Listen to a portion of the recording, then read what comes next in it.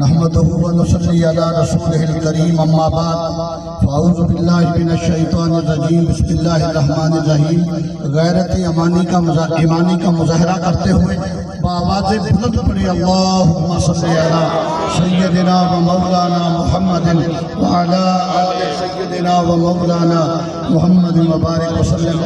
حضرات، مفتی صاحب اور قبلہ قاری صاحب کے خطاب کے بعد خطاب کی ضرورت نہیں، انجمن تاجران بھی نمائندگی کر چکی ہے۔ میں یہ بتانا چاہتا ہوں، ایک پہلے ریلی اختتام پذیر ہو چکی ہے جس میں تمام مسالک کے لوگ تھے، آپ حضرات کے انتظار ہوتا رہا، تمام جماعتیں تھیں۔ یہ جو ریلی ہے یہ صرف لبیک تحریک لبیک کی ہے، پہلے ہو چکی ہے۔ تمام مسالک نے ہاتھوں میں ہاتھ ڈال کے کہا اختلاف اپنی جگہ، قرآن کی عظمت اپنی جگہ،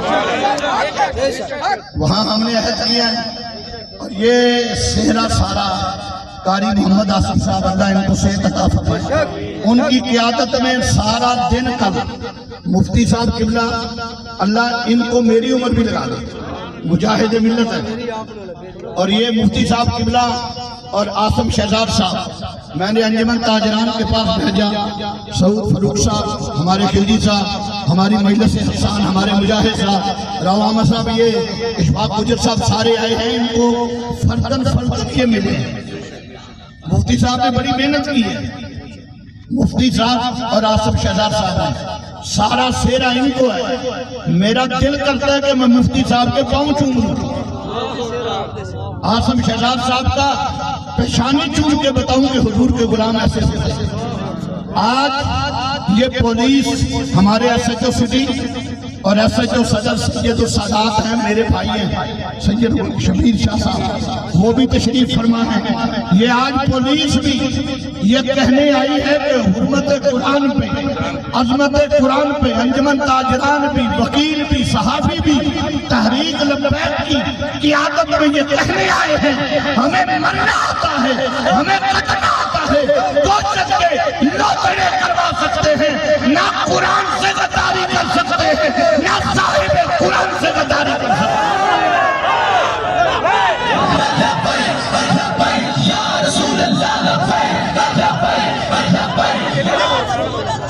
یہ تحریک لبیک نے ہمیں عطا کیا۔ میرے جیسا ایسا شخص جو کہ بیماریوں کا مجموعہ ہے، پاؤں پہ میرے زخم ہے، مگر آج میں ایسے لگ رہا ہوں جیسے میری 18 سال کی جوانی ہے۔ یہ جذبہ ہے۔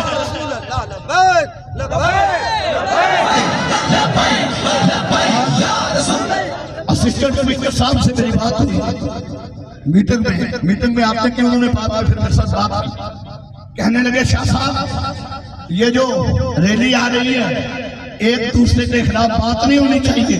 میں کہا جی یہاں دیوبندی بریلوی کی بات نہیں ہوگی، قرآن کی بات ہوگی۔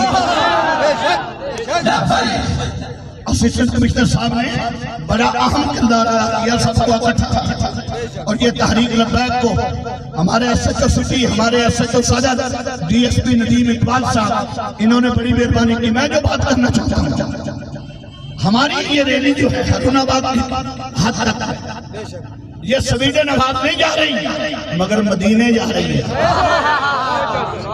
مدینے جا رہی ہے، مدینے والا دیکھ رہا ہے، میرے غلام کھڑے ہیں۔ ہمارا زبان کے ساتھ تعلق ہے، طاقت زبان کی ہے، ہم زبان کی طاقت استعمال کر رہے ہیں، اور گورنمنٹ میں پاکستان نے آج کہا کہ ملتگیر احتجاج کرو۔ میں قاری آصف صاحب کی تائید کرتے ہوئے کہتا ہوں کہ جناب وزیر اعظم آپ بڑے اچھے ہیں کہ آپ نے یہ کال دی احتجاج کرو، ایک کام یہ بھی کرو اور سویڈن دے کنجر سفیر نو کنوں پڑھ کے باہر بھی کر دو۔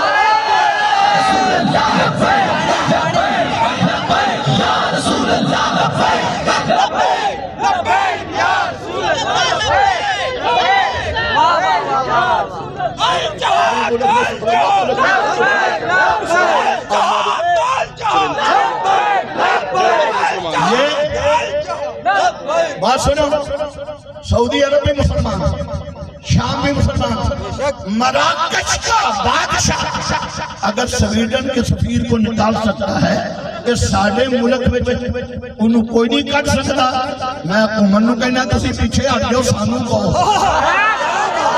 سانو تسی سانو چھٹی دے دو، پھر ویکھنے جاندا ہے کہ نہیں۔ آج میں نے جمعے پہ کہا دیوبندی بریلوی شیعہ اہل حدیث کی بات چھوڑو، محبت رسول کے پرچم کے نیچے اکٹھے ہو جاؤ اور اقبال کا خواب سچا کر دو۔ ایک مسلم حرم کی پاسبانی کے لیے نیل کے ساحل سے لے کر کعبہ خانے